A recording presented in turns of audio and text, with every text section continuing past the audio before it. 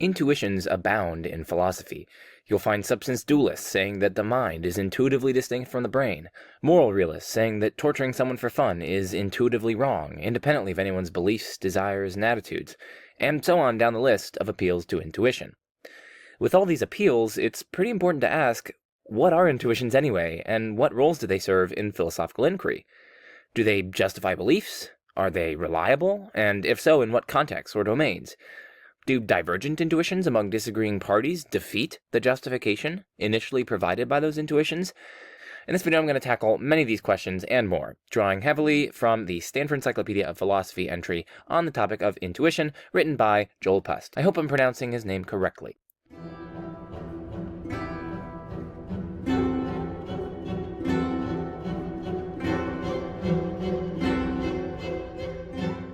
Alright, hello everyone, welcome back to the Majesty of Reason. I'm Joe Schmid, and today, like I said, we're looking at intuition. As you hopefully know by now, I love my outline, so here's an outline of today's video. First, we're going to be looking at the nature of intuition, and we're going to be talking about different accounts of intuition. So what even are intuitions? We're going to look at intuitions as beliefs, as dispositions to believe, as sui generis states, and then we're going to get some clarity on what we mean by intuition. Secondly, we're going to be looking at the epistemological role of intuition in philosophy, as applied to particular cases, as well as general abstract principles. And then we're going to be looking at whether or not they provide evidence, and if so, what kind of evidence. Next, we're going to be looking at certain criticisms of intuition, and defenses of intuition against those criticisms. And then finally, we're going to be looking at the experimental philosophy surrounding intuition, and the potential philosophical implications thereof. I'll conclude by pointing you guys to further resources, and then I'll also add some bonus soccer at the end. I also have a bonus soccer playlist for those of you who are interested. As some reminders, firstly, join the Discord to chat philosophy. Secondly, check out the podcast, the Majesty of Reason podcast. It should be on the major podcasting platforms. If you enjoyed this video, please like and subscribe and turn on that little bell for notifications so you get notified when my video comes out. And if you enjoy my content, please consider supporting me on Patreon or a one-time donation. And finally, check out my new book, published with Springer. All that is in the description. Check out the links in the description. All right, on to the nature of intuition. So consider the claim that a fully rational person does not believe both P and not P. Okay, consider that claim. Probably, as you just considered that claim, it seemed true to you. Something similar probably happens when you consider propositions like, if it's not the case that it is not the case that P, then it is the case that P. Or, torturing a sentient being for fun is wrong. Or, it's impossible for a square to have 5 sides. Or, a person would survive having their brain transplanted into a new body. As I've said, this video is about intuitions, which are mental states or events in which a proposition seems true, and in particular, mental states or events in which a proposition seems true in the way that these propositions up here seem true. Now, ordinary language often associates the word intuition with gut feelings or suspicions or expertly arriving at judgments and making decisions without consciously considering and weighing one's options, but the focus of my video here is on how philosophers generally use the term intuition, which, as I've briefly explained, refers to mental states or events in which a proposition seems true to a subject upon grasping the proposition.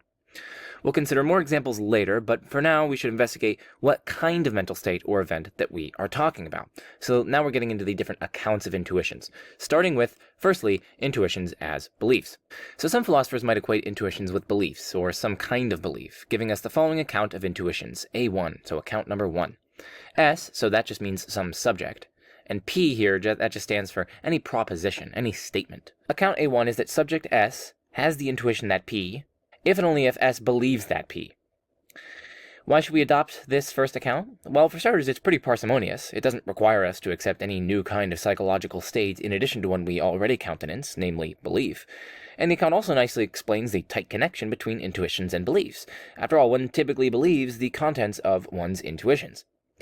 The problem, though, is that belief that P is neither necessary nor sufficient for intuiting that P. So you can have an intuition that P without believing P, but you can also believe P without intuiting that P. So basically, there are many cases where beliefs and intuitions come apart, or we might say conflict. One plausible characterization of a paradox, for instance, holds that it is a set of propositions, each of which is intuitive in its own right, but not all of which could be true, so they're all jointly inconsistent. If you reason your way to a satisfactory resolution of the paradox and identify the false proposition therein, you often still have the intuition that that rejected proposition is still true. So, supposing that in such a case, your beliefs are not contradictory, you can have an intuition that P while also not believing that P. And you can also have a belief that not P without having an intuition that not P. Indeed, even before such reasoning, you might suspend a belief about the contradictory set while each particular member of that set remained intuitive. Such cases also illustrate that intuitions don't necessarily elicit beliefs, and in turn beliefs don't necessarily elicit intuitions. So that account probably won't work. So let's get to a more discriminating version of a belief-based account of intuition, and this one says that intuitions are beliefs with a certain causal origin. And one such account in particular treats intuitions as beliefs formed without conscious inference, and that gives us a second belief-based account, A2. According to A2, S has the intuition that P, if and only if S forms the occurrent belief that P, without consciously inferring it from another belief. Now, on A2, beliefs with an inferential origin, of which a person is conscious, are not going to count as intuitions. The difficulty, though, is that A2 mistakenly includes non-inferential perceptual beliefs, and memory beliefs, and introspective beliefs as intuitions. I mean, plausibly, like, beliefs based on introspection that you could just kind of see the contents of your own mind, like whether or not you're in pain, say, that's not really an intuition. Similarly, when you just remember what you had for breakfast this morning, again, that's not really an intuition. And likewise for perceptual beliefs, you're just kind of seeing a hand in front of you. Lots of these are non-inferential. You form these beliefs without consciously inferring them from other beliefs. But they don't really seem to be intuitions. So that's one problem. It mistakenly includes these other sorts of non-inferential beliefs. Secondly, A2, like A1, runs afoul of the fact that you can have intuitions, the contents of which you don't believe. So again, it's still facing this problem that belief and intuition come apart. A still more discriminating version of a belief analysis of intuitions is A3. According to A3, S has the intuition that P, if and only if S forms the occurrent belief that P solely on the basis of competence with the concepts involved in P and without consciously inferring P from another belief. So, I mean, that kind of seems to get around some of these problems here, right? The non-inferential, perceptual, memory, and introspective beliefs, because those really don't seem to be based on reflecting on concepts within a proposition. But still, it seems like you can have the intuition that P without forming any occurrent belief that P on the basis of the relevant concepts involved. Again, consider paradoxes consisting of several propositions, each of which strikes one as plausibly true, but which one recognizes to be jointly inconsistent. When you're confronted with this situation, you might simply suspend judgment in all the propositions in the paradox until further investigating them. And so it seems that you can have an intuition without forming the relevant belief on the basis of conceptual competence. Moreover, a second problem for their A3 is that it appears to make the introspective judgment that one has an intuition difficult to justify, since typically we lack direct introspective access to the causes of our beliefs, such as whether they're caused solely by competence with the relevant concepts. Alright, having surveyed some of the prominent belief-based accounts of intuitions, and arguably rejected them, let's examine a second family of accounts.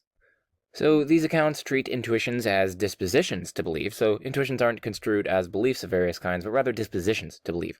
Peter van Inwagen claims that intuitions might in some cases be the tendencies that make certain beliefs attractive to us, that quote-unquote move us in the direction of accepting certain propositions without taking us all the way to acceptance. And so what Peter van Inwagen articulates there suggests an account like A4, our fourth account, according to which S has the intuition that P, if and only if S is disposed to believe P. Now, this account does allow for cases of intuition without belief, since you can be disposed to believe P without believing P, and it also allows cases of belief without intuition, right? You can believe that P without, in some manner, being antecedently disposed to believe that thing. The trouble, though, is that A4 seems too liberal, because it places no constraints on the nature or source of the disposition in question. Those dirty liberals, right? For those of you who are tuning in and are not used to my channel, that was a joke. That's a Zizek joke. That's a Zizek impression, okay? I'm not calling liberals dirty. I say this for legal reasons. But anyway, back to intuitions. It's too liberal, this account, because it doesn't place, as I said, constraints on the nature or source of the disposition in question. Like, you might be disposed to believe that a dog is nearby if you just turn your head and look, and yet that clearly isn't a case of intuition. Similarly, you might be disposed to believe a complex theorem if you were to reason appropriately. But again, that isn't really a case of intuition. You have to, discursively reason through this complex proposition, and maybe it's on the edge of your graspability and so on, but you'd still be disposed to believe it after you go through this extended reasoning process. Now, these concerns about A4 can be allayed by adding a restriction, as in A5. According to A5, S has the intuition that P, if and only if S is disposed to believe P merely on the basis of understanding P. But a general problem for dispositional accounts of intuition, including A5, right, so we're just developing a general problem here, is that plausibly, S has an intuition that P only when S is currently in the relevant conscious psychological state, right? So it's like only when you're considering the proposition and it's like striking you as true. It's like its truth seems manifest to you, as it were. It's only when you're in that state that you have the intuition. When you're like asleep, for instance, you probably don't have the intuition. When you're playing soccer, you probably don't have the intuition, etc. That just seems plausible. But these accounts, intuitions as dispositions to believe, they run roughshod over that, because you're still going to retain your various dispositions to believe when you're not considering the relevant proposition, etc. When you're asleep, when you are playing soccer, etc., you're still going to have the relevant dispositions. So what that means is that any purely dispositionalist account will fail to capture the occurrent conscious character of intuitions. And again, it's like surely possible to have, at a particular time, a large number of dispositions to believe things while failing to have, at that time, a single intuition on anything.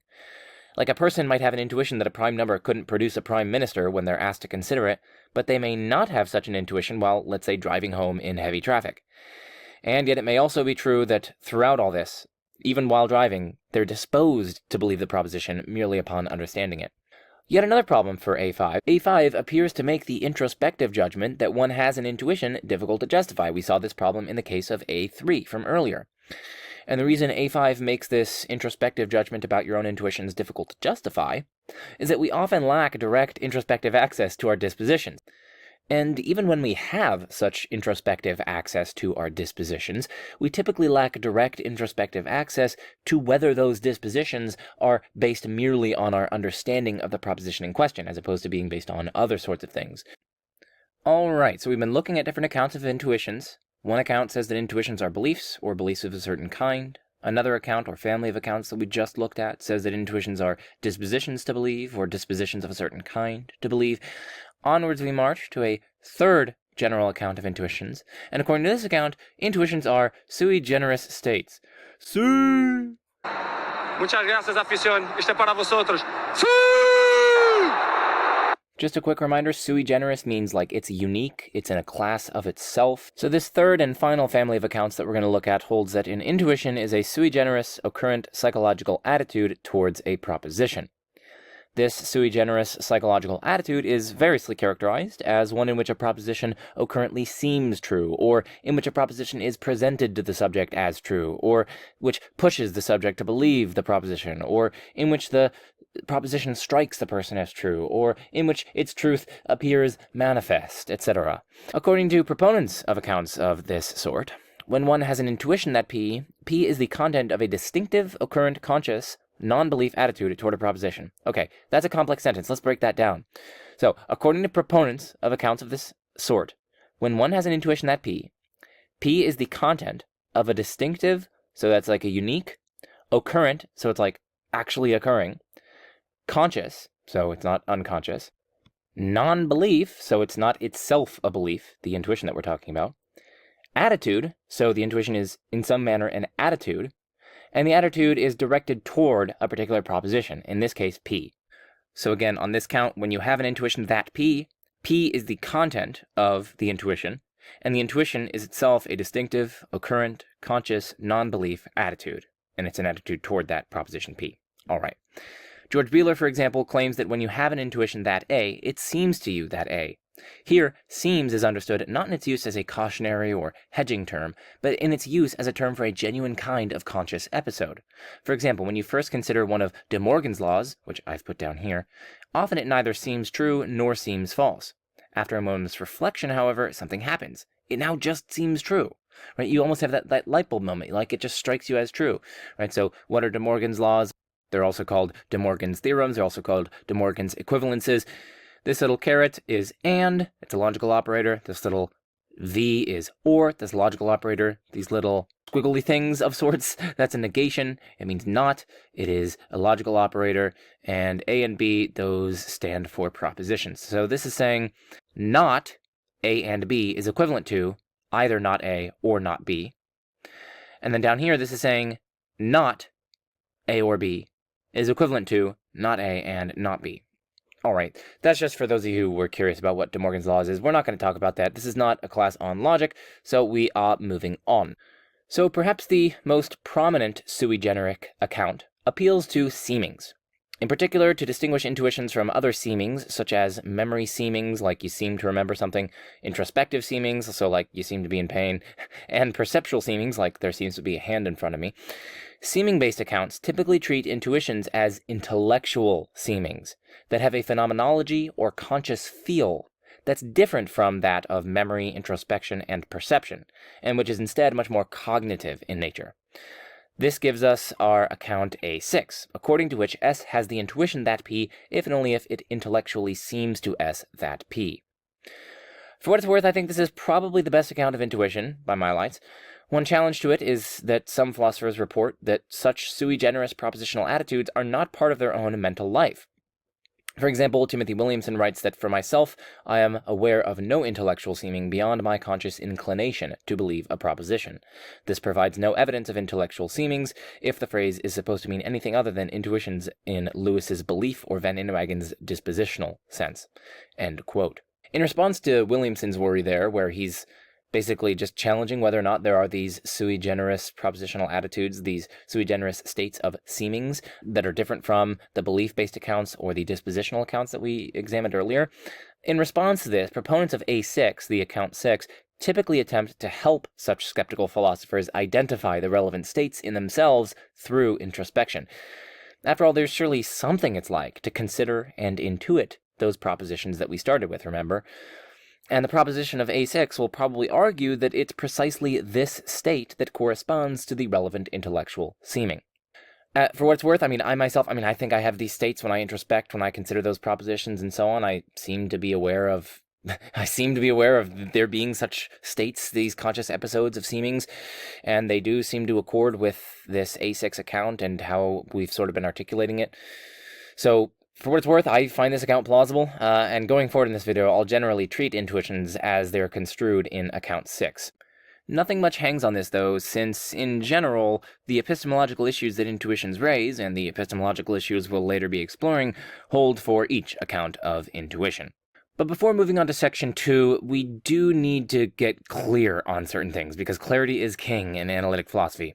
So again, we've been covering the nature of intuition, and before we get onto the epistemological role of intuition, we need to get clear on this multiply ambiguous term of intuition.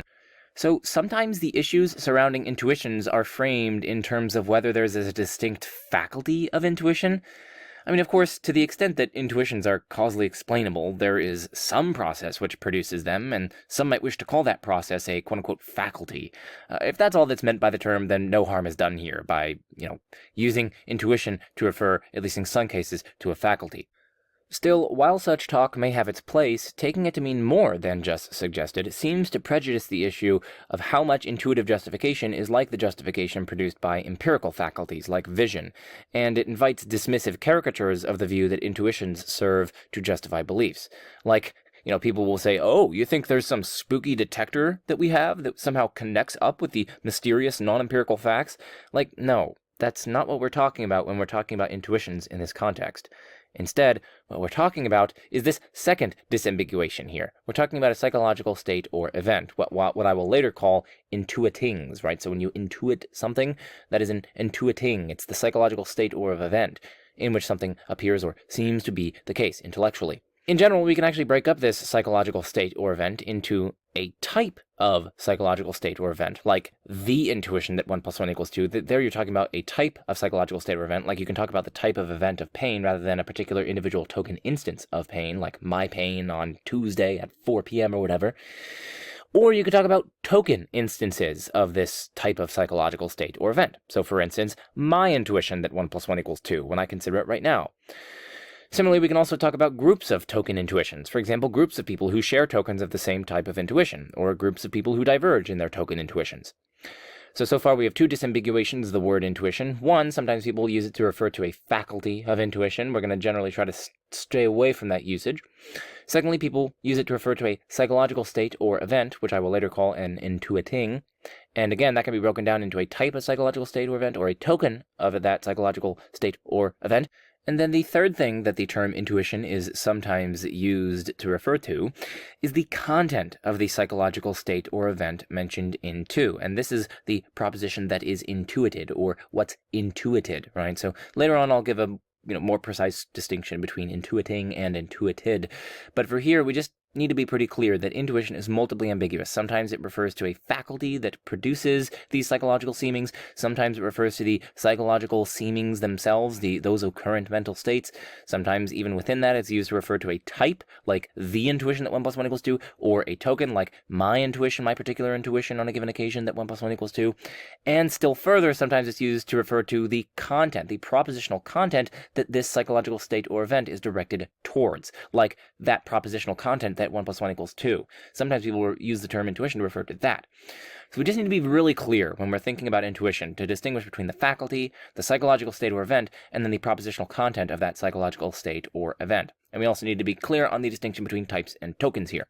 So going forward, and usually in the literature, context is what makes it clear which understanding of the word is at play. But again, it's at least important to keep these distinctions in mind. They are tools for your conceptual toolkit. These are tools that can empower you to think critically and carefully and clearly and precisely and rigorously and cautiously about these matters, about philosophy more generally. Okay, onwards we march to the epistemological role of intuition. So, intuitions are employed in a whole host of philosophical contexts, whether they be intuitions about actual or hypothetical cases, or intuitions about general principles. We'll consider the former method of cases first, after which we will consider general intuitions. So let's move on to the method of cases. So consider the following paradigmatic examples of contemporary philosophical reasoning in which a philosophical theory is taken to be prima facie undermined. Prima facie just means on the face of it or at first glance. So consider the following examples in which a theory is taken to be prima facie undermined by contradicting an intuition regarding a particular case. Sometimes these cases are merely hypothetical or imaginary, other times they're particular states of affairs or events or cases that really did occur. So the first case is what's sometimes called Gettier cases. I know some people pronounce it as Gettier, but that seems to be a little bit pretentious, doesn't it? So I'm just going to say Gettier. So suppose that Smith and Jones have applied for a certain job. Smith believes, on the basis of pretty strong evidence, that Jones will get the job, and also that Jones has 10 coins in his pocket. Smith then infers from this that the man who will get the job has 10 coins in his pocket. However, imagine also that, unknown to Smith, he himself, not Jones, will end up getting the job. And also, unknown to Smith, he himself has 10 coins in his pocket. So in Smith's pocket, there are 10 coins. So the intuition here is that Smith doesn't know that the man who will get the job has 10 coins in his pocket. Smith doesn't, after all, know that. He doesn't know that here. But he does seem to have a justified true belief that the man who will get the job has 10 coins in his pocket. After all, he has really good reason to think, let's say, that Jones will get the job. Maybe the person on the hiring committee told him that Jones will get the job, and the person on the committee is just honestly mistaken. And moreover, Smith has really good reason to think that Jones does in fact have 10 coins in his pocket, etc. And this case is taken to be a case intuitively where someone has justified true belief, but they don't have knowledge, and so it refutes, so the thought goes, the justified true belief theory of knowledge, according to which S knows that B, if and only if S has a justified true belief that B. So that's a first case. A second case is what we can call the transplant case. Suppose that you are a transplant surgeon and that you now have 5 patients, each in need of a different organ in order to prevent imminent and certain death. You also have a suitable donor in your hospital for a routine checkup. If you were to involuntarily and secretly take her organs and transplant them into the needy 5, you are certain to bring about her death, but also to prevent the death of 5.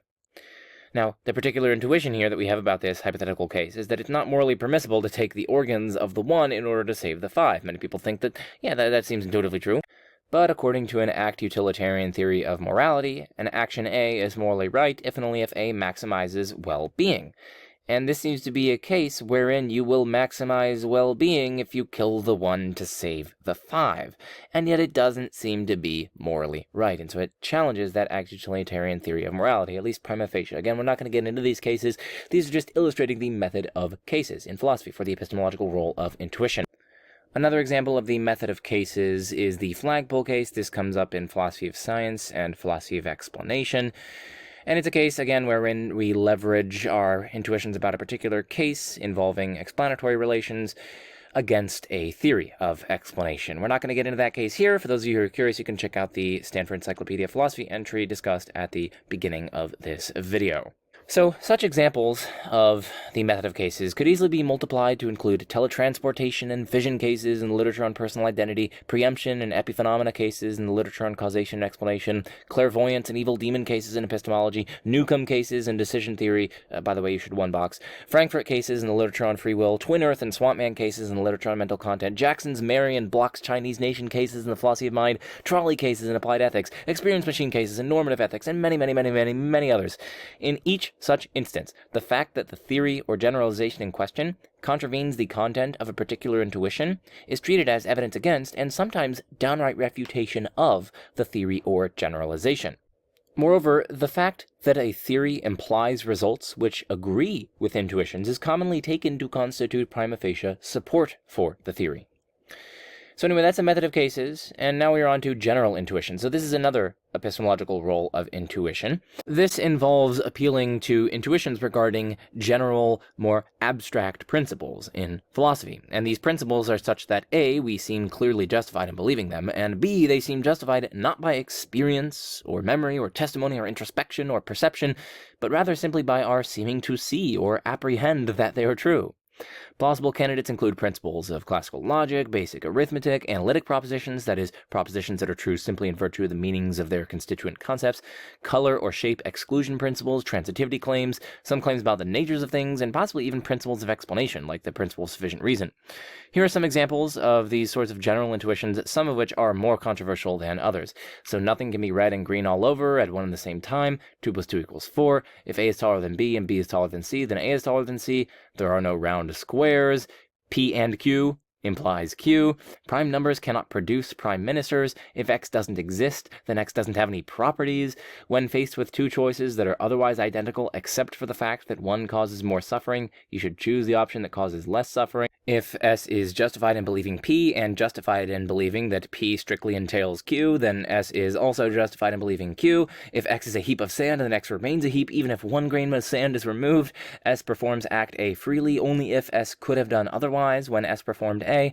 Whether a later person Y is numerically identical to an earlier person X can depend only on the intrinsic facts about X and Y and the relations between X and Y. And finally, any two possible actions exactly alike in all non-moral respects must also be exactly alike in all moral respects. There are other intuitions that are harder to categorize on the particular case versus general principle dichotomy, right? The dichotomy between intuitions about particular cases and then intuitions about general principles.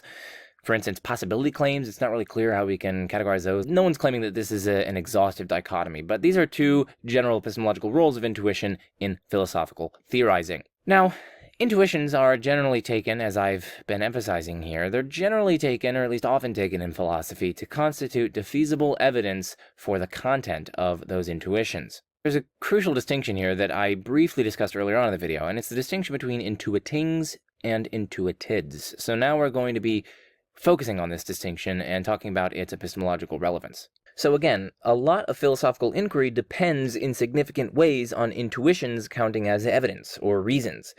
But that claim is critically ambiguous. To say that the intuition that P is treated as evidence might be to claim that the fact that a person has an intuition is taken to serve as some kind of evidence. So what that's saying is that the intuiting is treated as the evidence. It's like the intuiting of a proposition is treated as the evidence here. It's the fact that a person has the relevant intuition, the relevant occurrent psychological state of seeming. That's one disambiguation of the claim that intuitions serve as evidence or reasons. Another disambiguation of the claim that intuitions serve as evidence or reasons is the claim that the propositional content of the intuition, so what's being intuited, is treated as the evidence. Right, so we got these two, remember that distinction that we looked at earlier, the three disambiguations of the term intuition. This is just a corollary of that, right? When we say that intuitions constitute prima facie or defeasible evidence or reasons, that's ambiguous between the fact that a person has an intuition, the intuiting, the psychological state, being treated as the evidence, versus the propositional content of that psychological state being treated as the evidence. And again, intuiting corresponds to that psychological state, and intuited corresponds to the propositional content thereof. Now, treating the intuitings as the exclusive evidence has been alleged to overly psychologize philosophy. After all, if one's ultimate evidence is psychological, it might seem a difficult question why such states or events ought to be treated as evidence for claims which aren't psychological at all, like claims about the nature of knowledge or morality or modality or math, etc. On the other hand, to fail to address the fact that the proposition in question is intuitive, right, that it's the content of an intuiting, that we do in fact have this psychological state towards it, it seems to neglect something important about our apparent justification for believing the proposition in question. While most of our putative evidence in philosophy consists of non-psychological propositions, what qualifies such propositions as our evidence must have something to do with our epistemic justification for believing them. Even if philosophical argumentation rarely includes premises about the intuitiveness of a proposition, our justification for accepting the premises in an argument is of great importance in determining the ultimate justificatory force of the argument. And many times, our justification for accepting the premises in an argument does really seem to be that the proposition is the content of an intuiting. So the intuiting does indeed seem to be justificatorily relevant. So, the view that intuitions are treated as evidence in philosophy is best thought of as the view that, with respect to many core questions in philosophy, our justification for believing an answer consists, at least substantially, in our having suitable intuitions. In other words, the view is that the occurrence of an intuiting is taken to provide the person to whom it occurs with defeasible justification for believing the intuited, that is, the content of their intuition. Alternatively, it holds that S is having an intuition that P defeasibly justifies S in believing that P. In fact, given a suitably broad view of evidence, both the intuiting and the intuited can be treated as evidence, with the occurrence of the intuiting being treated as defeasible non-inferential justification for accepting the intuited, and the intuited, in turn, as a potential inferential justification for further propositions, let's say in an explicit argument. So, as I've said, often in philosophy, intuitions are only taken to provide defeasible evidence, and the strength of that evidential support could potentially be a factor of several variables, such as the strength of the intuition, how widespread the intuition is among those who have considered the proposition, and more variables besides. But I think it's important to get clear on this notion of defeasibility. So for a reason to be defeasible, or for evidence to be defeasible, is for it to support the relevant conclusion in a way that doesn't deductively entail the conclusion, because the support can be overturned or overridden by countervailing considerations or reasons. In other words, defeaters. In the case of intuitions, the defeasible reason can be modeled as follows on the screen here. So we have the intuition that P, and then we have the relation of support, and then P itself. Right, so here we have a relation of defeasible support between the intuiting and the intuited. Right, so the intuiting is the psychological state or event, and then the intuited is the content of the intuition. So basically, what this is saying is that the intuiting of P is defeasible support for P itself, at least for the person who has the relevant intuition. So on this side, again, we have the intuiting, and on this side we have the intuited. For simplicity, let's call the intuited claim a conclusion that the intuiting defeasibly supports.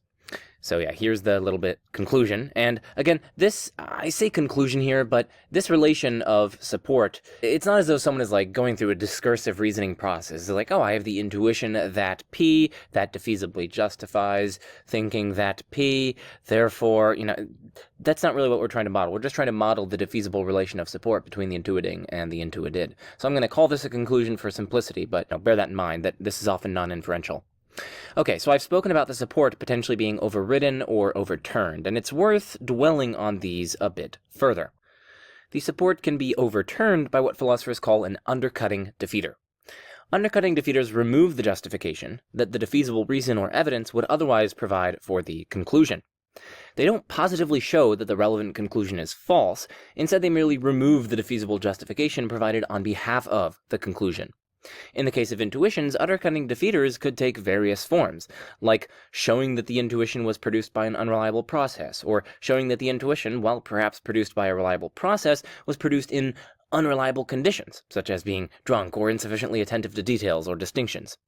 Or maybe by showing that the content of the intuition, while perhaps produced by a reliable process even in reliable conditions, falls within a domain of topics about which our intuitions are generally quite unreliable. For instance, maybe the case of possibilities very far removed or very remote from our ordinary experience, or perhaps the case of infinity, or perhaps the quantum realm, etc. Alternatively, an undercutting defeater could involve showing that we don't really have the intuition on the matter, we don't have the relevant intuition in question. Perhaps we do have an intuition on the matter, but the intuition is tracking or responding to a different feature of the scenario, or a slightly different proposition. Or maybe we don't even have any intuition on the matter, and we're just confusing an intuition proper with something like a strong confidence produced by our prior web of inclinations and beliefs and evidence, and in general just our prior epistemic situation. Perhaps another undercutting defeater for certain intuitions, or more accurately, the support that those intuitions would otherwise provide for their conclusions, is that lots of other people, seemingly equally positioned to arbitrate on the matter, don't share the relevant intuition, or even have conflicting intuitions on the matter. As I've said, this might undercut the support that your intuition would otherwise provide for the relevant conclusion. Note, though, that this one is a little bit more controversial. I'm just noting it here because it's at least a candidate undercutting defeater, and we'll be exploring disagreement or intuition conflict in more detail later in the video. So again, these are all different ways in which intuitive support can be undercut or overturned. Notice that none of these show that the conclusion in question is false. Like, it could still be the case that, for instance, getting into the experience machine is not best for you, even if the intuition behind that claim, and that would otherwise support that claim, is undercut. Say, because we have reason to think that the intuition is produced by an unreliable status quo bias. So we've covered how to overturn or undercut defeasible reasons or evidence, but defeasible reasons or evidence can also be overridden by what philosophers call a rebutting defeater. Rather than removing justification that the defeasible reason provides for the conclusion, a rebutting defeater will positively show that the conclusion is false, or at least that other evidence and reasons support the falsity of the conclusion more strongly than does the intuition of its truth. For instance, one might have the intuition that it's not best for you to enter the experience machine, but perhaps other reasons and evidence in favor of hedonism support more strongly the conclusion that it is best for you to enter the experience machine. And again, remember how I'm using conclusion here. I'm using conclusion to refer to the intuited claim. Again, in other cases, a rebutting defeater might show that a conclusion or a premise in an argument or an assumption of a premise in the argument might show one of those things to be false. So again, I'm applying rebutting and undercutting defeaters to the case of intuition here, and I'm using the precise terminology that I just introduced. Now, my categorizations here aren't universally used in philosophy, but they're relatively standard, and what's important is the underlying ideas and distinctions that they express and the immense clarifications in your thinking that will result if you attend to them, right? That's the goal of all this. It's to help you become a better thinker, a better reasoner, and ultimately a better human being as a result. All right, so onwards we march to different criticisms and defenses of intuition. So in this section we're covering, you guessed it, various skeptical challenges to intuition and how one might defend intuition in response to those skeptical challenges. But before getting into the skeptical challenges, we should look at various constraints on those skeptical challenges, certain conditions that need to be met in order for these skeptical challenges to succeed. So we're talking about skeptics about intuitions, or skeptical challenges to intuitions, which are going to allege that we're not justified in believing the contents of our intuitions, or at least of certain kinds of our intuitions. And in particular, we're looking at the various constraints that these skeptical challenges need to meet. So there are 4 constraints in particular that Pust identifies in his SEP article. First, such arguments are arguments for the conclusion that intuitions, either intuitions generally or intuitions of a specific sort, do not justify us in believing their contents. Hence, any such skeptical argument must have a premise stating a necessary condition on the justification of belief, and we can call this premise the normative premise. Second, such arguments must contain premises stating that beliefs based on the intuitions in question do not satisfy the necessary condition of justified belief advanced in the normative premise, and we can call this the non-normative premise. Third, a successful argument for selective skepticism regarding intuitions must be one which does not equally apply to many other sources of justified belief. After all, if the argument at issue would also justify skepticism regarding perceptual belief, or memory belief, or introspective belief, say, it shows nothing distinctively problematic about intuitions or beliefs based upon them. And we can call this constraint on a successful skeptical argument the local skepticism constraint. Finally, according to Pust, a 4th constraint on skeptical arguments is that A, the justification for the normative and the non-normative premises must be provided by some source of evidence or justification other than the intuitions of the sort impugned by the argument, And B, we must lack good reason to think that our belief in those premises fails the necessary condition on justified belief advanced by the normative premise. And Puss calls the conjunction of these requirements the non-self-undermining constraint. The idea is basically that we don't want the skeptical challenge to defeat itself, to undermine itself. Puss notes that while running afoul of this constraint doesn't provide reason to think that the argument at issue is unsound, it appears to be a reasonable constraint on a skeptical argument meant to produce reflectively justified belief in a conclusion in virtue of its following from justified premises. Again, in order for those premises to be justified, they can't be undermining their own justification if they were true. Or our justification for them can't be based on something that the argument itself and its conclusion impugns as not a source of justification. Now, I'm going to be honest with you. I'm actually not so sure about A as an appropriate constraint on skeptical challenges to intuition. I think self-defeating arguments probably can be successful in a certain sense. Suppose we have intuitions of kind K. Maybe they're intuitions about infinity, say, or number theory, or whatever. Anyway, let's call them K intuitions. Now suppose I mount an argument against the reliability or evidential worth of K intuitions, and suppose further that my premises are supported on the basis of K intuitions. If you want to defend the reliability or evidential worth of K intuitions against my argument, it's not going to do to say that my argument is self-defeating, in that my conclusion, if true, renders my premises unjustified. The point is that you accept the reliability or evidential worth of K intuitions, and hence you should grant my premises based on K intuitions. And once you grant those, you're led to the conclusion that K intuitions are unreliable or evidentially worthless. For me, I don't think my premises are justified, of course, since I reject the reliability or evidential worth of their supporting K intuitions. But that's neither here nor there for the purposes of my argument, right? The point is that you accept that my premises are justified, which in turn leads to a conclusion that entails that they're not justified. I've therefore showed that accepting the reliability or evidential worth of K intuitions leads to an internal contradiction. Namely, that my premises are justified, because they're based on K intuitions, but also that my premises are not justified, since the premises lead to a conclusion which entails that they're not justified. Thus, since accepting the reliability or evidential worth of K intuitions leads to an internal contradiction, it follows that K intuitions are unreliable or evidentially worthless. So I guess I'm skeptical that A should constrain skeptical arguments against intuition or certain sorts of intuitions. Even if the justification for the normative or non-normative premises is provided by intuitions of the sort impugned by the argument, this is still a serious problem for those who accept that those intuitions are an appropriate source of justification. It's like an internal critique of sorts, right? The premises might not be justified by the skeptic's lights, but that's fine, right? What matters is that they're justified by the intuition proponent's lights, which in turn creates an internal contradiction within their view. Moreover, we can probably just formulate this skeptical argument in a way that doesn't presuppose the reliability or evidential worth of the kind of intuitions in question.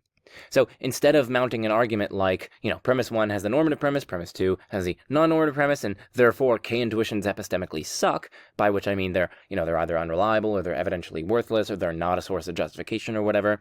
So instead of mounting an argument like that, whose premises are justified by K intuitions, we can simply reformulate the argument as you can see on the screen. Premise 1, either K intuitions epistemically suck or they don't. 2, if K intuitions don't epistemically suck, then the normative and non-normative premises are true, right? Because we're supposing that the non-normative and the normative premises are justified by the relevant K intuitions. Premise 3, if the normative and non-normative premises are true, then K intuitions do in fact epistemically suck, right? We're supposing that we have a valid argument with two premises, one of which is the normative and the other which is the non-normative, which leads to the suckiness of K intuitions. And so what follows from those three is that K intuitions epistemically suck.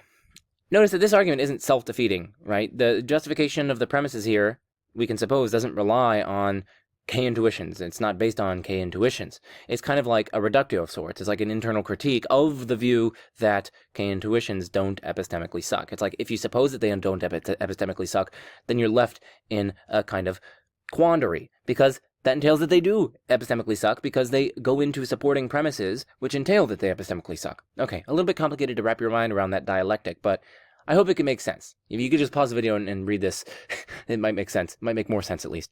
The basic idea is that I'm this K intuition skeptic, and I'm providing an argument, and I appeal to K intuitions to justify my premises, and then my conclusion says that K intuitions epistemically suck, like they don't justify things. They're either unreliable, or they're evidentially worthless, or they're not a source of justification, or whatever. Okay, fine. That conclusion tells that I'm no longer justified in accepting those premises because they're based on K-intuitions, which, if I accept my conclusion, well, that justification doesn't, after all, justify the premises. But the problem is an internal problem for those who do accept the reliability or evidential worth of K-intuitions, because after all, if they are in fact reliable, if they're a source of justification, then they justify those premises, and those premises in turn justify the conclusion that K-intuitions are unreliable and aren't sources of justification. So it's an internal problem for people who do accept K-intuitions, who do accept their reliability or evidential worth. All right. Now, maybe you can make some fancy distinctions here between eliminable and ineliminable self-defeat and argue that while eliminable self-defeat is fine, ineliminable self-defeat isn't, but exploring that would take us way too far afield given present purposes. Also note that Pust himself seems to recognize this limitation that I've been articulating here for the A constraint when it comes to, so the A constraint, remember, within the non-self-undermining constraint, it's like the A constraint of that. Pust himself seems to recognize this limitation that I've been articulating when he notes that one can construe skeptical arguments against intuition as a reductio of the supposition that intuitions have evidential worth, right? Such a reductio is basically the same as my argument on the screen here. You basically suppose that K-intuitions don't epistemically suck, you suppose that they have evidential worth, then you say that if that's so, then the normative and non-normative premises are justified because they're justified by appeal to K-intuitions, which in turn leads you to the conclusion that K-intuitions don't have evidential force, which, of course, contradicts our supposition for reductio, that they do have evidential force, and hence our supposition for reductio is false. That is, K-intuitions don't have evidential worth or evidential force. They are evidentially effete.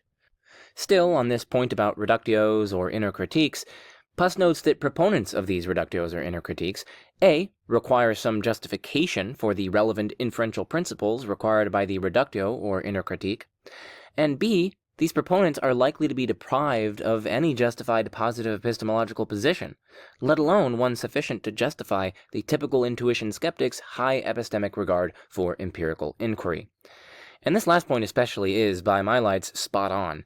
Without relying on at least some intuitions, we are pretty swiftly cast into radical skepticism, since any reasoning from premises to conclusion rests on logical intuitions, for instance, about validity, and scientific inquiry rests on mathematics, right, which is ultimately justified by intuitions, like that 1 + 1 = 2, and things like that, and certain axioms and rules of inference within certain mathematical systems, etc., being seemingly self-evident and being justified by appeal to mathematical intuitions. So, I do think this is right. If you're skeptical of all intuitions across the board, you are probably going to be swiftly cast into radical skepticism.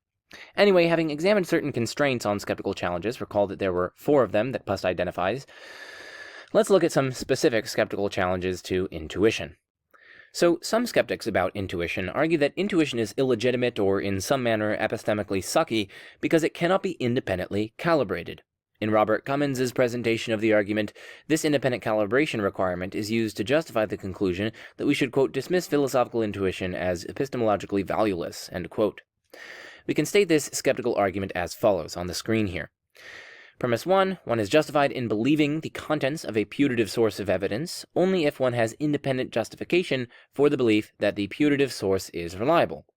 2, we lack independent justification for the belief that intuitions are reliable. So, 3, we are not justified in believing the contents of intuitions. Now, while premise 1 is plausible with respect to various derived epistemic sources, such as scientific instruments, it pretty clearly runs afoul of the local skepticism constraint. It amounts to a demand which is, in principle, unsatisfiable. If, as premise 1 implies, intuition must be calibrated by some other source, X, then by P1 itself, X itself must then be calibrated by yet another source of evidence, Y, which must itself in turn be calibrated by another source, Z, and so on ad infinitum. We'd essentially never be able to arrive at any justified beliefs if premise 1 is true, and so it lands us in a kind of radical skepticism. You get a kind of vicious infinite regress that is engendered by this premise. It's also useful to present concrete counterexamples to premise 1, such as the use of reasoning itself, or memory beliefs, or even perceptual experience, right? Consider our certain basic, faculties of perception, right? It's not as though we have some, independent justification for our belief that these sources are reliable. It's super duper difficult. If you hadn't noticed in studying philosophy, it's super duper difficult to, positively show that our perceptual experiences are reliable. You might say, oh, well, we have different people independently attesting to seeing the same thing. Oh, well, wait a second. that argument there relies on, that's not an independent justification, right? Because you're relying on your perception to be able to tell that there are other people, and to be able to tell that they're testifying to something that you seem to be seeing, etc. So we probably don't have independent justification for the belief that perception is reliable. And same with memory. Like, think about memory. In order to even give independent justification for the belief that memory is reliable, you'd have to rely on your memory, right? You remember previous premises and going through certain reasoning processes, etc., right?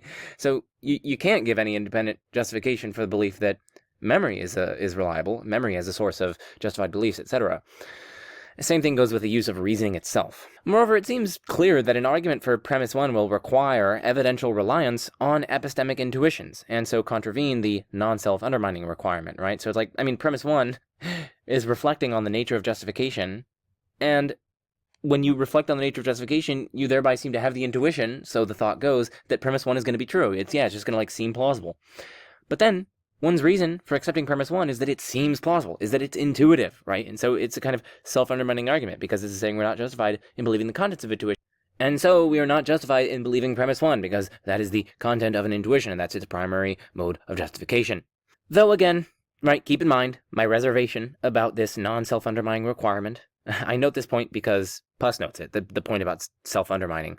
And also, if it's right that premise 1 relies on intuition, note that anyone who wants to maintain that premise 1 is true or justified will indeed succumb to problematic self-defeat.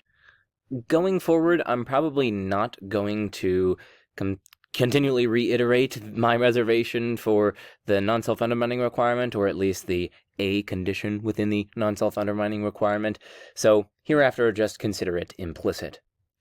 As for premise 2, it's probably true of many intuitions, but likely not all. For instance, some authors have argued that in addition to intuitive support for possibility claims, we also have perceptual support for them. Like, you might be able to use perceptual experience and justify possibility claims on the basis of said perceptual experience, or even science. Science arguably gives us insight into the dispositions of things, etc., and that in turn may ground certain claims about possibilities. And so we might have non-intuitive support for possibility claims in addition to intuitive support for them. And so you might be able to have some independent justification for the belief that at least some modal intuitions are reliable. Anyway, that's a little bit of a nitpicky point, and that might apply to other intuitions as well, for which we have other modes of support. But yeah, it's just at least important to note that premise 2, while true of many intuitions, is likely not true of all. But that doesn't really matter much because, we've already seen that this argument fails for other reasons.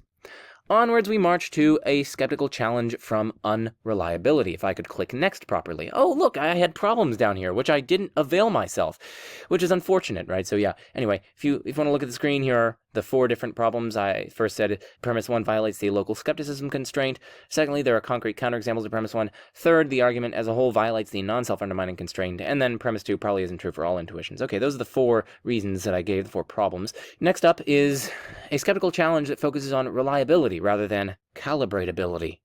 A representative of this sort of skeptical challenge can be seen on the screen here. Premise 1 says that one is justified in believing on the sole basis of a putative source of evidence only if that putative source of evidence is reliable. 2. Intuitions, or intuitions of kind K, so, you can apply this to intuitions of a certain kind or intuitions more generally. So intuitions, or intuitions of kind K, are not reliable. So, 3. Beliefs based solely on intuitions, or intuitions of kind K, are not justified. Insofar as the normative premise here, the first premise here, is meant to articulate a necessary truth, it's open to the new evil demon counterexample to the necessity of reliability for justified belief, which is developed by various philosophers like Cohen in 1984. And now, according to this new evil demon counterexample, subjects with exactly the same experiences as us and beliefs as us are being tricked by an evil demon, of course, but those subjects still seem justified in believing what they do and correspondingly believing as we do. After all, they seem to have the same evidence base. They have all the same intuitions, they have all the same experiences, they have all the same, they have all the same evidence base as we do, seemingly. And so if we are justified in believing as we do, which we take ourselves to be justified in many of our beliefs, then these people who are being deceived by the evil demon, also seem to have justified beliefs. Even though their beliefs are not reliably produced, right? They're being produced by a deceptive evil demon. And so the counterexample here is meant to show that reliability is not a necessary condition on having justified belief. But even those who reject premise 1 typically allow that good reason to think that a putative source of evidence is unreliable is, in fact, sufficient to defeat whatever defeasible justification it may otherwise provide. And so we can just reformulate this argument as follows in order to provide it with a more plausible normative premise, right? So this is just a kind of modification. So premise 1 star, one is justified in believing on the sole basis of a putative source of evidence only if one lacks undefeated reason to think it unreliable. 2 star, we have undefeated reasons to think intuitions or intuitions of kind K unreliable. Hence, 3 star, beliefs based solely on intuitions or intuitions of kind K are not justified. So this new premise, 1 star, is really plausible, right? It's saying that you're justified in believing on the sole basis of, some source of evidence or justification, only if you lack strong independent reason to think that that source is unreliable. In other words, if you contrapose this, it's saying that if you have an undefeated reason to think that some source of evidence is unreliable, then obviously you're not justified in believing on the basis of that putative source of evidence, right? If you have an undefeated reason to think that the compass in your hand is not a reliable compass, it's not a reliable guide to directions, then you're not going to be justified in believing on the basis of this putative source of evidence about where the directions are. You're not justified on that because you have an undefeated reason to think that this putative source of evidence is unreliable. So this normative premise, premise 1 star, seems really super duper plausible. But, of course, think about the reasoning that we just went through. We just appealed to epistemic intuitions, right? Intuitions about the conditions under which beliefs are justified and how that relates to unreliability, right? We're not performing some scientific experiment to determine the truth of this premise. We're not looking at our memory or our introspection or perception or whatever. We're using our intuition, right? So any attempt to justify by such means, namely by intuitive means, a skeptical conclusion here regarding all intuitions, all epistemic intuitions, or even all normative intuitions, that's going to fail to observe the non-self-undermining constraint. Right, so we're basically running roughshod over the non-self-undermining constraint here. And again, keep in mind my reservation, but for the non-self-undermining constraint. Notwithstanding potential self-defeat, though, it's worth considering ways to justify skeptical arguments of a more limited sort by arguing that intuitions of a certain kind are unreliable, where the kind in question doesn't include epistemic intuitions, or at least epistemic intuitions of the sort needed to justify the premises here. Given the relevant non-normative premise P2 star must claim that intuitions of the sort at issue are more frequently false than true, or at least equally likely to be false as to be true, right? It's saying that intuitions, or at least intuitions of a certain sort, are unreliable, and in epistemology to say that some putative source of evidence or justification is unreliable is to say something like that putative source of evidence produces maybe more falsehoods than truths, or maybe at least as many falsehoods or truths, or maybe it's equally likely to produce falsehoods as truths, etc. So given that the relevant non-normative premise here, P2 star, must claim that intuitions of the sort at issue are either more frequently false than true, or at least equally likely to be false as to be true, it seems to require an inductive justification based on a sufficiently large number of cases in which we have justification for believing not P, while, nevertheless, P is the content of an intuition, right? So basically cases where our intuitions misfire, they get something wrong. We need to have some kind of inductive justification based on a sufficiently large number of cases in which we have that kind of intuition mismatch with the facts in order to justify this second premise, right? In order to say that our intuitions, or at least intuitions of a certain kind, are unreliable. And I noticed that I skipped this slide, but this is saying what I just said. It's basically saying that premise 2 star, as a premise about the unreliability of intuition, is presumably going to be justified inductively by looking at a sufficiently large number of cases in which our intuitions in some manner misfire. That is, cases in which we have justification for believing not P, while nevertheless P is the content of an intuition.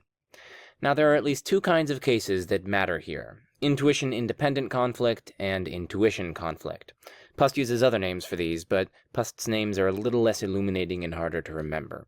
So intuition-independent conflict is a case in which one has an intuition-independent justification for thinking not P, while intuition testifies that P. So what this is just saying is that one has the intuition that P, but nevertheless one has justification for thinking not P, And one's justification for thinking not P is not itself derived from intuition. So your intuition is essentially conflicting with other intuition-independent sources of justification, which attest to not P, while you have the intuition that P. So this is one case of intuition misfiring. Another case of intuition misfiring is intuition conflict. Intuition conflict is a case in which one has the intuition that P, and either oneself or some other person has the intuition that not P. So this one is pretty straightforward. As the name says, it's intuition conflict. It's when your intuition conflicts with someone else's intuition, or perhaps you have multiple intuitions that conflict with one another. Also, subsumed under this case, as I'll go on to explain shortly, is a case where you have the intuition that P and other people just simply don't have the intuition that P, instead of them positively having the intuition that P is false, or positively having the intuition that not P. Okay. Now, both intuition-independent conflict and intuition conflict can in turn be broken down into two categories, intrapersonal and interpersonal, depending on whether the conflict is within yourself or between you and others. And of course, in the intrapersonal case, the conflict is within yourself, and in the interpersonal case, the conflict is between you and others. For each of these, you can have intrapersonal and interpersonal intuition-independent conflict, and you can also have intrapersonal and interpersonal intuition conflict. So to illustrate the intrapersonal and interpersonal things, one example is in the intrapersonal case, that might involve someone's finding a given proposition intuitive at one time, and then at some other time, them finding its explicit negation intuitive. Now that's a little bit fanciful. More likely is a less direct inconsistency, as when we have two intuitions which, though not the explicit propositional negations of each other, can be shown to contradict with the aid of some other justified principle. Both of these are cases of intrapersonal intuition conflict. Now, many contemporary skeptics, however, wish to appeal to interpersonal disagreement with others' intuitions as justification for skepticism. Again, we should distinguish between, on the one hand, cases in which some other person has intuition-independent justification for believing the negation of the content of one of your own intuitions. That's interpersonal intuition-independent conflict. So we should distinguish that from, on the other hand, cases in which the other person has an intuition with a content contradicting your own intuition, or perhaps they simply fail to have any intuition regarding what you have an intuition on. And that's going to be interpersonal intuition conflict, right? So we should distinguish between interpersonal intuition-independent conflict and interpersonal intuition conflict. And to help keep all of these distinctions in mind, I came up with this little table here. So looking down in the columns, you have intuition-independent conflict, and then looking down in this other column, you have intuition conflict, and then looking across the rows, you have intrapersonal and interpersonal. So remember, intrapersonal is conflict within yourself, and interpersonal is conflict with another. And intuition-independent conflict is when an intuition conflicts with something else, which we have intuition-independent justification for accepting. And then intuition conflict is, as it says, conflict between intuitions themselves. Okay, so intrapersonal intuition-independent conflict says that you have the intuition that P, but you also have intuition-independent justification for thinking not P. Right? So it's conflict within yourself, it's intrapersonal, but it's intuition-independent because your intuition is conflicting with something else that you have intuition-independent justification for. On the intrapersonal side with intuition conflict, it's going to be you having the intuition that P, but you also having the intuition that not P, or else the intuition that Q, where Q implies not P. So again, it's intrapersonal because the conflict is within yourself, and it's intuition conflict because it's intuitions that are conflicting with one another. Now looking at the case of intuition-independent conflict that's interpersonal, it's when you have the intuition that P, but someone else has intuition-independent justification for believing not P. Again, interpersonal because the conflict with the intuition is with another person and not within yourself. And it's intuition-independent because your intuition is conflicting with something that they have intuition-independent justification for. And then intuition conflict, which is interpersonal, right, is going to be a case where you have the intuition that P, but someone else either has the intuition that not P, or the intuition that Q, where Q implies not P, or they simply don't share the intuition that P. So again, it's intuition conflict because we're only talking about intuitions conflicting with one another. And it's interpersonal because it's not conflict within yourself, but rather conflict with another. So anyway, these are 4 different cases that we should attend to and keep clearly distinct in mind. So given this categorization, we can ask whether intuition-independent conflict or intuition conflict of either variety is sufficiently persuasive to justify the non-normative premise of the argument from reliability, right? Remember the non-normative premise of the updated argument from reliability. It says that we have undefeated reasons to think intuitions or intuitions of a given kind are unreliable. And the justification for that, remember, is supposed to be inductive. We're looking at, there's just this sufficiently large number of cases in which our intuitions misfire, and the cases, of course, are going to come in one of these 4 varieties. And so we can go through each of these varieties and ask, are cases of intuition misfiring sufficiently large so as to inductively justify that premise about the unreliability of intuitions? That's what we're going to be asking next. So we're going to proceed through both intuition-independent conflict and then intuition conflict to see if they can inductively justify premise 2 star. So we shall first consider intuition-independent conflict. At least according to Pust, there are few, if any, conflicts between the putative deliverances of intuition and our other sources of evidence, our intuition-independent sources of evidence. And he cites authors here who have nice discussions of putative cases. A few examples come to mind for me, but they are quite rare, and I don't see any reason to think that they're worryingly more prevalent than mistakes produced by other sources of justification, like perceptual experience, memory, and testimony. A few that immediately come to mind are things like Kant's Euclidean intuitions. So, I've read certain portions of Kant, but I haven't read where Kant states that space is Euclidean and that this is like a priori intuitionally knowable. I can't really understand Kant, so... But apparently, I've read in secondary authors, the secondary literature, that Kant apparently thought that we could know a priori that space is Euclidean. And that conflicts with other intuition-independent sources of justification, where we think that space is non-Euclidean, due to relativity theory and all that fun stuff. Secondly, and relatedly, we have certain intuitions, one might think, that the shortest route between any 2 points, including in any 2 points in physical space, must be a straight line. But... so the thought goes, that is also contradicted by certain aspects of, our best physical theory of, the non-Euclidean structure of space-time. A third intuition, one might think, conflicts with intuition-independent sources of justification, or that we have intuition-independent justification for thinking is false, is that if events A and B are pairwise simultaneous, and B and C are pairwise simultaneous, then so too are A and C. You might think that the transitivity of simultaneity is another case of intuition misfiring. After all, we know that simultaneity is relative to reference frame, and so this kind of transitivity isn't guaranteed to hold. Fourthly, you might think that aspects of the free will debate that people find intuitive conflict with aspects of our best science. So some people think that free will requires the principle of alternative possibilities, which in turn will probably require something like quantum indeterminacy percolating up to the level of neural networks and things like that. And, arguably, one might argue, as various free will skeptics do, that that's not scientifically plausible. So that's another potential case of intuition-independent conflict. Or, we might have certain intuitions about free will being in conflict with, pervasive luck in our lives, certain luck about our constitution and our upbringing and just how various different factors outside of our control affect our actions and our moral responsibility. We might have intuitions about that conflict with the empirical realities of us really being severely affected by constitutional luck, circumstantial luck, and various other aspects discussed in luck debate. So there are both empirical and actually potentially intuition-independent philosophical challenges to intuitions about free will. And then fifthly, many of the rationalists like Leibniz, Spinoza, etc., they seem to have had an intuition of a super-duper strong PSR, which requires deterministic explanations of everything.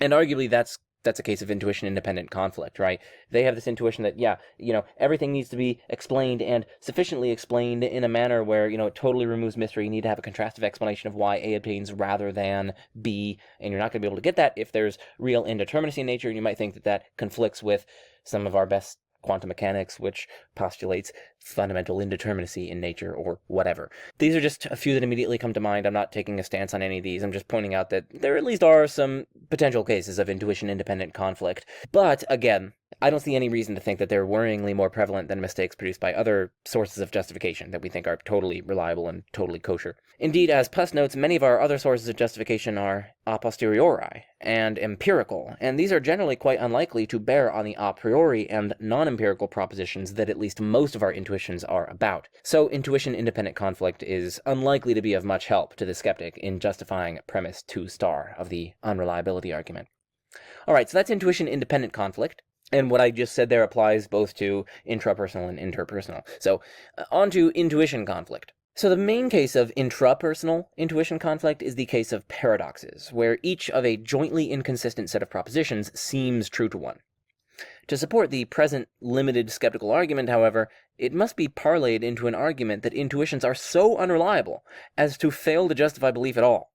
And it's just not at all clear how that can be done, and I doubt that it can be done.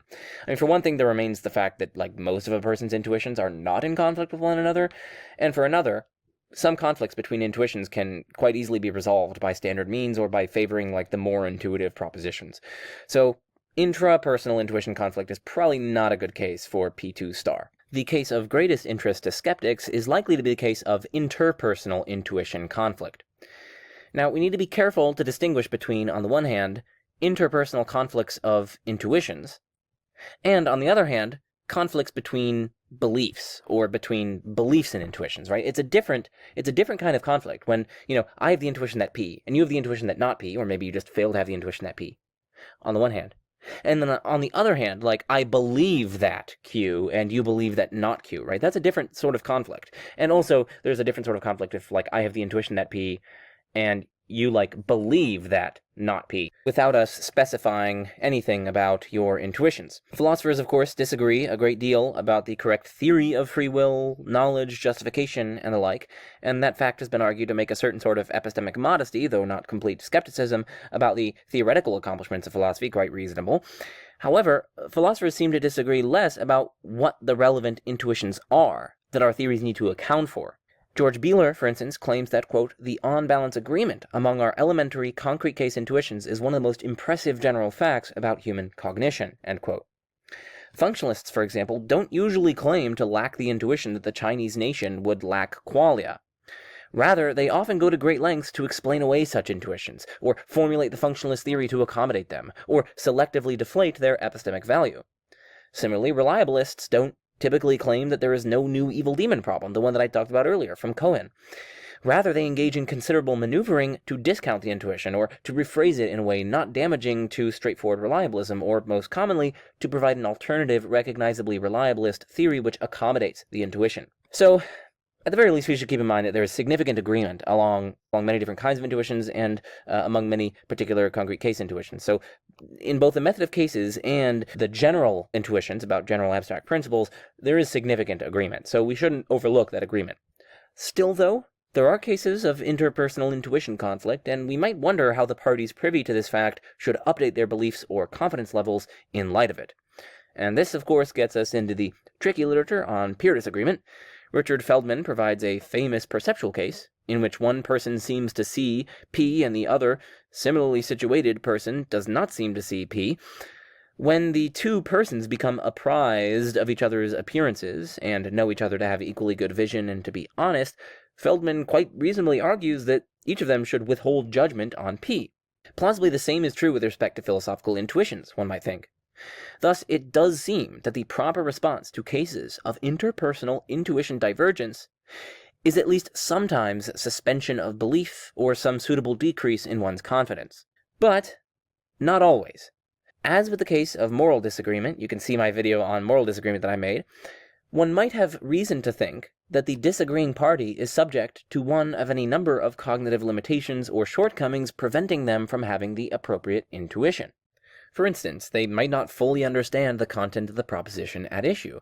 They might be overlooking subtle distinctions. They might be confused about certain concepts involved in the proposition. This, for instance, is often the case when it comes to intuitions about infinity. They might be incorrectly attending to their psychological states, which is a kind of introspective failure, or they might be mistakenly reporting their psychological states. Their intuition might be tracking or responding to different features of the situation than your intuition. Or they might be confusing an intuition proper with something like a strong confidence produced by their prior web of inclinations and beliefs and evidence and, in general, their prior epistemic situatedness. They might be extremely familiar with the proposition and so suffering from some kind of familiarity bias. Sometimes when you hypothetically take on an identity, when you swim in an identity or a worldview or certain propositions for long enough, sometimes you kind of take them up or start to find them intuitive. So they might be suffering from, let's say, a familiarity bias, or they might be failing to imagine crucial aspects of the situation when it comes to the method of cases. For instance, they might find it hard, or do not want, to sympathize and imagine what it's like to occupy other points of view, which is often required, for instance, with ethical cases. Their interests, or desires, or emotions could potentially be confounding factors responsible, at least in part, for their intuitions on the matter. Their prior beliefs might also be confounding factors, partly productive of their intuitions. By the way, these are cases of what philosophers call cognitive penetration. As applied to intuitions, it's when beliefs, desires, and whatnot affect your intuitions. Additionally, they might be in the grip of any number of cognitive biases and heuristics. Or their intuitions might be produced by a prior acceptance of the relevant theory or proposition.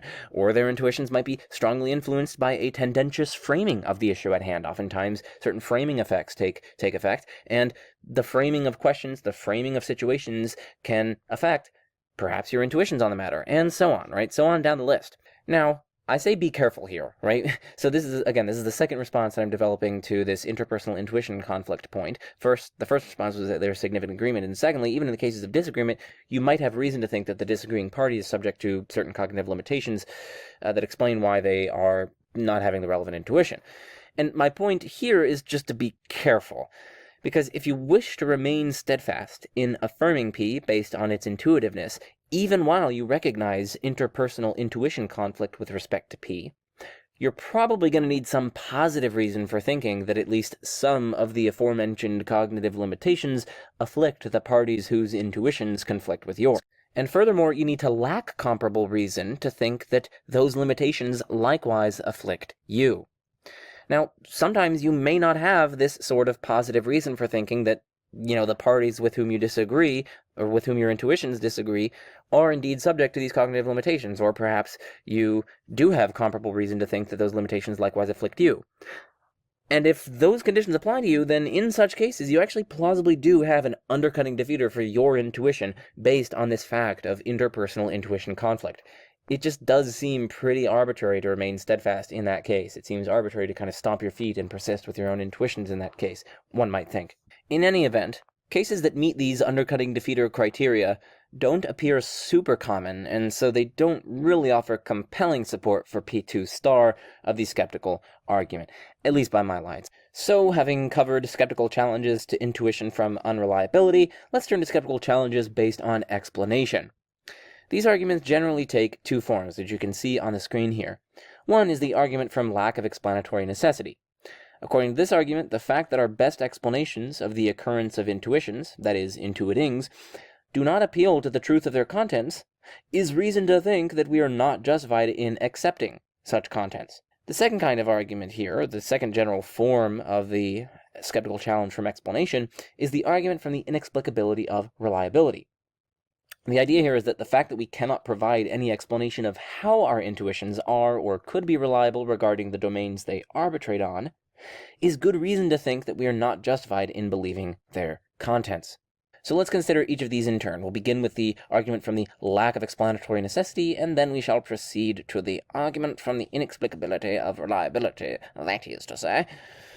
Alright, onwards we march to the lack of explanatory necessity. This is a three-premise argument. Again, S stands for some subject, and P stands for any arbitrary proposition. So premise 1, S is justified in believing P on the basis of intuiting P, only if P is part of the best explanation of the occurrence of S's having said intuition. Premise 2, most contents of intuitions are not part of the best explanation of the occurrence of our having said intuitions.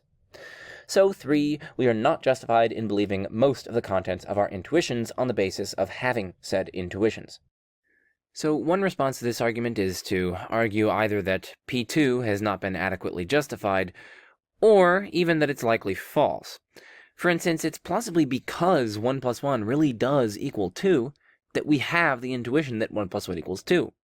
One plausible story about how this goes is that it's precisely because 1 and 1 together make 2 that when you have one thing in your environment and then add it to another thing in your environment, there are then two things in your environment.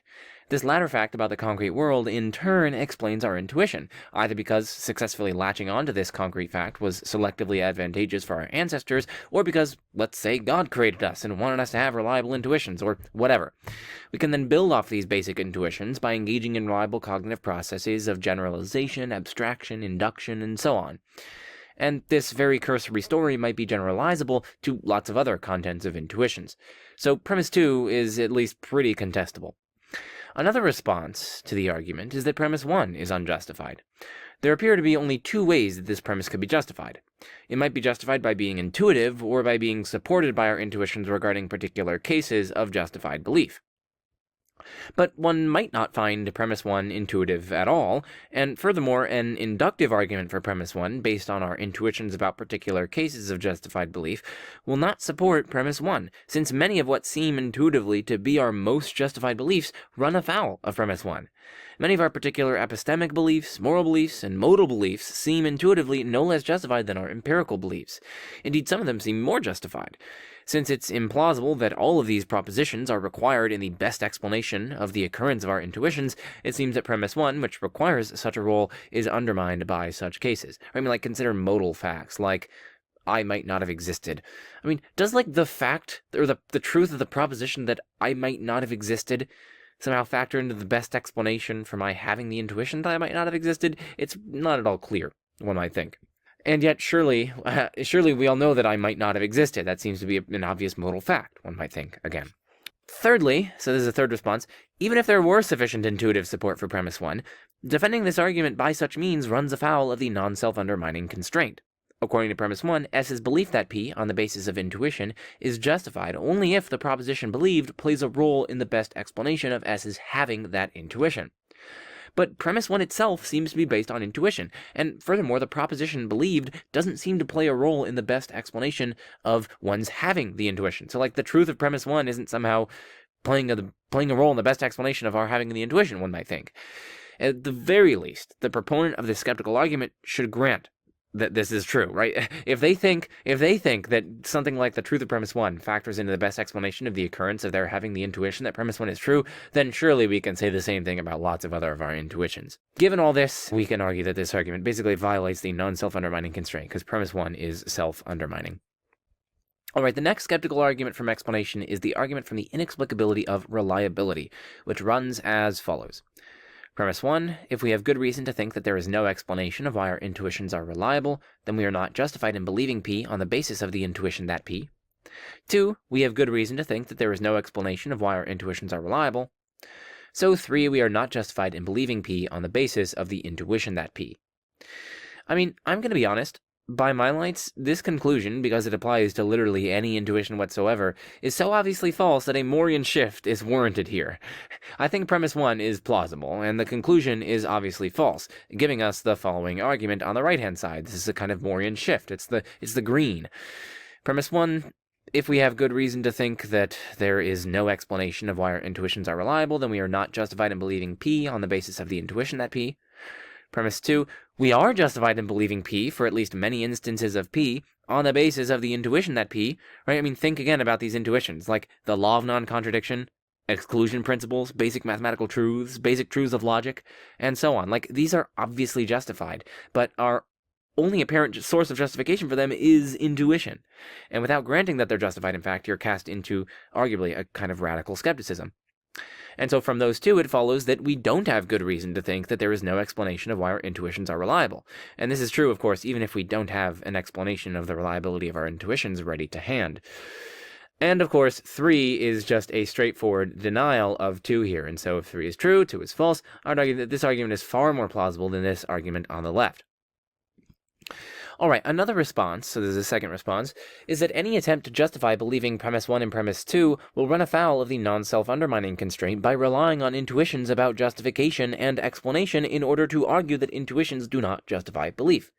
Again, for almost all of these skeptical arguments, right, they have some premise, which is this normative premise. And that premise is not going to be justified by, going out and doing empirical experiments. It's not going to be justified by, testimony or memory or introspection or perception or things like that. It's justified by intuition about the connection between, let's say, reliability and explanation and justification and things like this, these sorts of normative matters. And in that case, lots, if not all of these skeptical arguments are going to violate the non-self-undermining constraint. Other responses are available, but they get into tricky epistemological weeds about the necessary conditions for reliability. For present purposes, what I have given suffices. All right, so the fourth section of the video, the fourth and final major section of the video, is experimental philosophy and intuition. So first we're going to be looking at the nature of experimental philosophy. So in the last 10 to 15 years, there's been significant interest in research involving the scientific or empirical investigation of intuitions of philosophical interest. That's really what experimental philosophy is, or X5 for short. It's the scientific investigation of intuitions of philosophical interest. Now, several broadly individuated projects in XFi can be distinguished, so I'll distinguish 3 here. First is the verification project. The verification project aims to determine if the various propositions which philosophers allege to be intuitive or pre-theoretical or part of common sense are in fact intuitive to ordinary non-philosophers. This project is motivated both by the general conviction that empirical claims, such as those regarding the extent to which some belief or intuition is shared by others, require adequate empirical support, and by the suspicion that what philosophers find intuitive or regard as commonsensical may be the result of their specialized training, theoretical allegiance, sociocultural milieu, or general cognitive biases.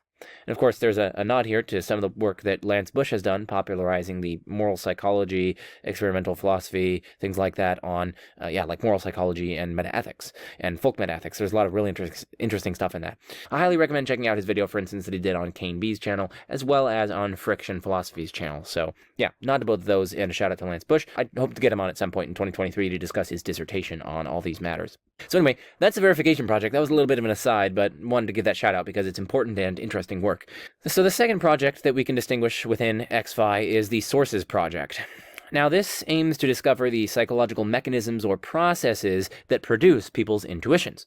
According to several proponents of XFi, this project is motivated by the hope that we can use the information to help determine whether the psychological sources of intuitions undercut the warrant for the beliefs based upon those intuitions.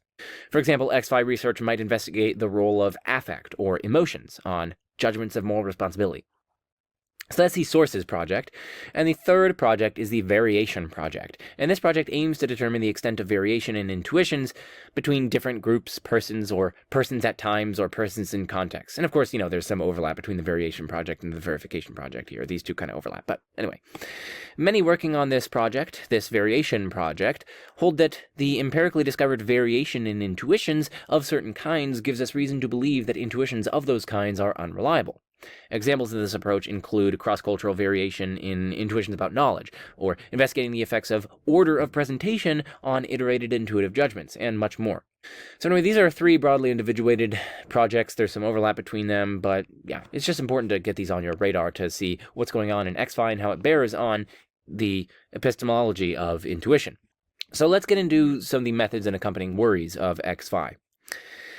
So for experimental philosophers seeking to investigate the sources, character, and distribution of intuitions of philosophical interest, their primary method has consisted of asking subjects questions about hypothetical scenarios, or less frequently about principles or generalizations. The evidence has been responses to such survey questions, and while sometimes the questions are open-ended, like they might ask you to explain their answer, for instance, most often, they're either binary, like yes or no questions, or graded, like the Likert scale, which is like strongly agree to strongly disagree, and you have various shades in between. Those pursuing the sources project and the variation project also aim to determine which factors co-vary with answers to these survey questions, right?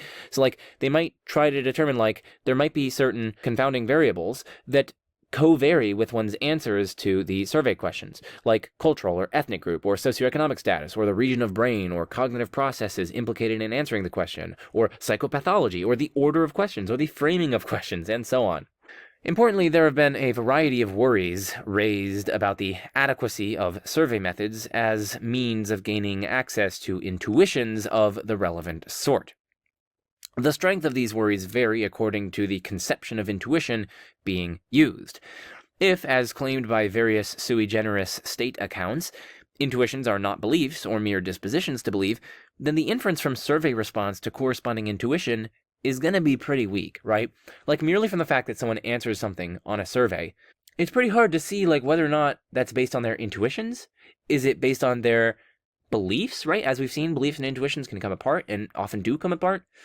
Is it based on like their guesses? Is it based on what they want the people running the study to hear? Is it based on what they think others will think is the culturally appropriate response or the respectful response?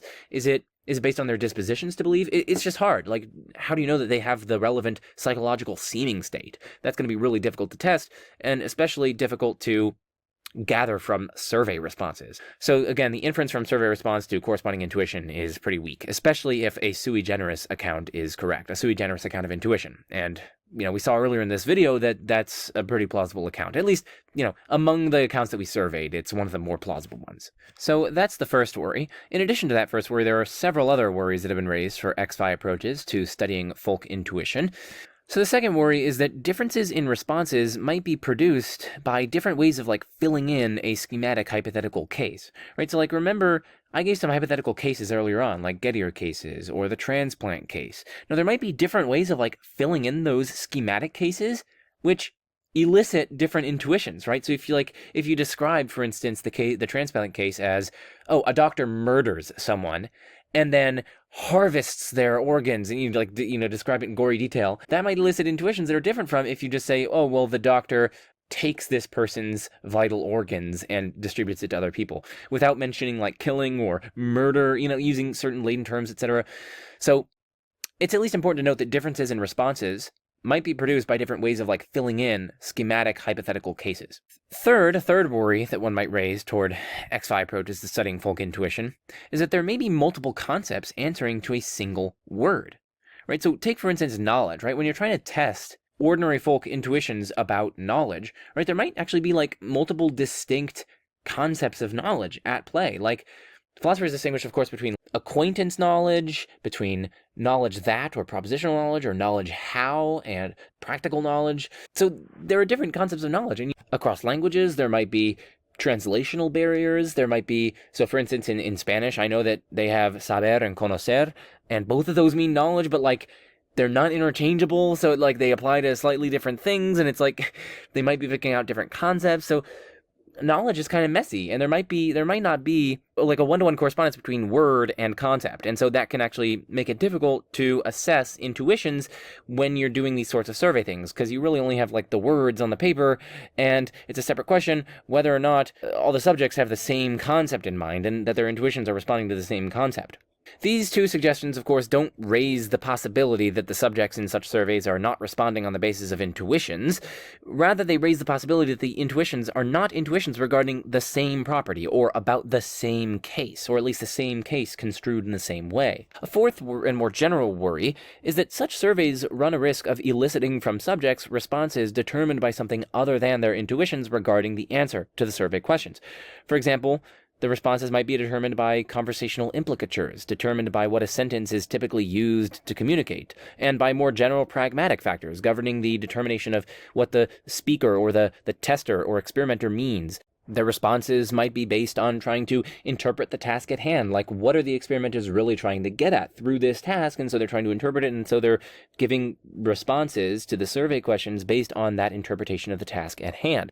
These worries may be especially pressing in the odd and ambiguous context of a set of hypothetical and often bizarre cases presented by a philosopher to a philosophically naive subject unaware of the nature of the discipline.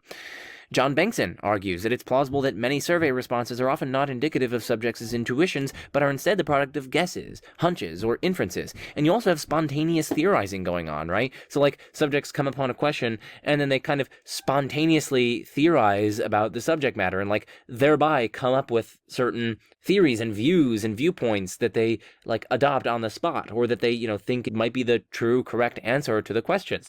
And in that case, you're not actually getting a glimpse into the quote-unquote folk intuitions on the matter. Instead, you're getting these attempts of spontaneous theorizing.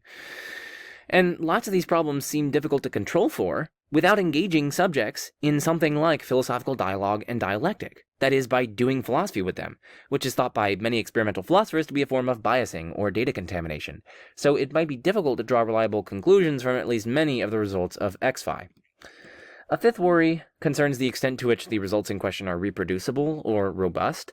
Right? A number of recent studies have provided reason to think that many published psychological results are not reproducible, with studies in social psychology being especially likely to fail attempts at reproduction. Exactly what to make of this fact and how to respond to it is a matter of much current debate, but it should be noted nonetheless.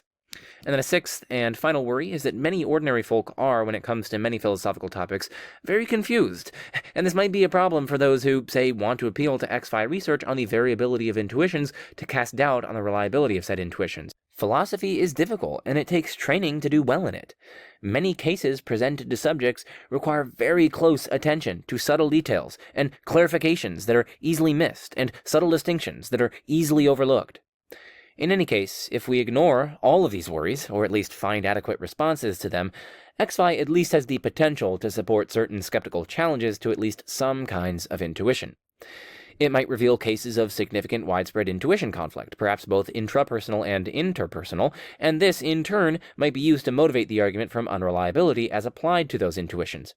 Alternatively, the results of XFI might be wielded on behalf of the argument from lack of explanatory necessity that we considered earlier. In particular, one might argue that some of the results of XFI reveal that the explanation of our having such and such intuition makes no appeal to the truth of their content, and that this will, in turn, undercut their evidential worth. We already examined these sorts of arguments, so I won't belabor any points here, but those are some potential philosophical implications of XFI if we set aside the various worries. Alright, on to the conclusion and some resources. So as I hope this video makes clear, the topic of intuition raises lots of super fascinating philosophical questions. Briefly summarizing the video, right, we first looked at the nature of intuitions, and we looked at 3 accounts: intuitions as beliefs, intuitions as dispositions to believe, and then intuitions as sui generis psychological or mental states or events.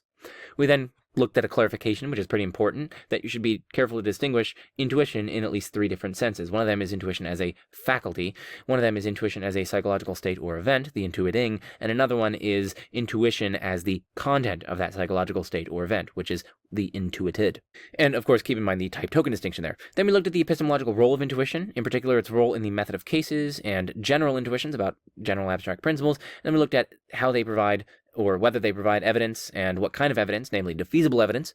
Then we looked at criticisms and defenses of intuition. We looked at constraints on skeptical challenges. We looked at the challenge from the lack of independent calibration, the challenge from unreliability and disagreement and conflict among intuitions. We looked at the argument from lack of explanatory necessity and the inexplicability of reliability. Those fell under the explanation challenges to intuition. And then finally, we looked at experimental philosophy and how that relates to intuition. Finally, some resources that are pretty important are the SEP entry on intuition, of course, and the references therein, if you're curious to look at this further. That's, of course, what this video was largely based on. And then secondly, this Philosophy Compass article and the references within it. It's called The Phenomenology of Intuition by Ollie Koksvik. Nice. So that was published in 2017, and I will put a link to this in the description. This article is open access, so you can read that as well. Oh, maybe it's Koksvik. That's probably better. Apologies to Ollie for that.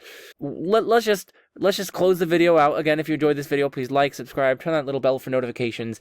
Please share this video with your friends who love philosophy. I'm sure they would also benefit from this, and I'm sure it will serve them. As always, all my love for you. What better way to end is there than? I'm Joe Schmidt. This is The Majesty of Reason, and peace out. Skeletons.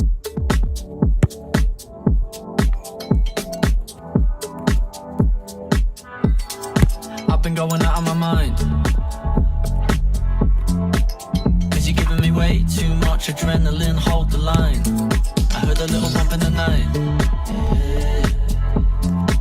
Although it's good on paper, on occasion we collide. Alright, we're in the crossbar with this one. I'm finding it hard to pass the time without you. You spell it all out in black and white. I'm down.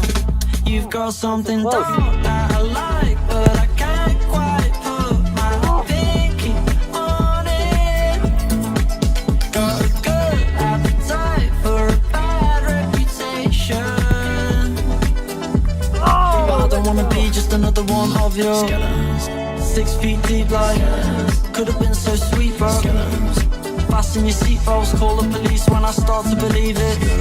Everybody round here's got, everybody round here's got, one at a time they all appear. Your cards close to your chest, you tell me that it's all for the best.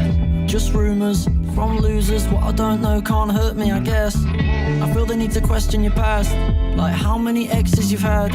Our future's all kombucha, but we never trust the weather forecast. I'm finding it hard to pass the time without you. You spell it all out in black and white. I'm down.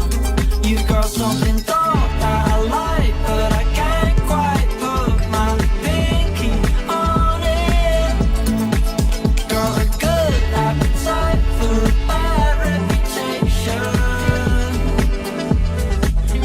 wanna be just another one of your skeletons. 6 feet deep like could have been so sweet, bro. Skeletons. Fasten your seatbelts, call the police when I start to believe it. Everybody round here's got everybody round here's got one at a time they all appear.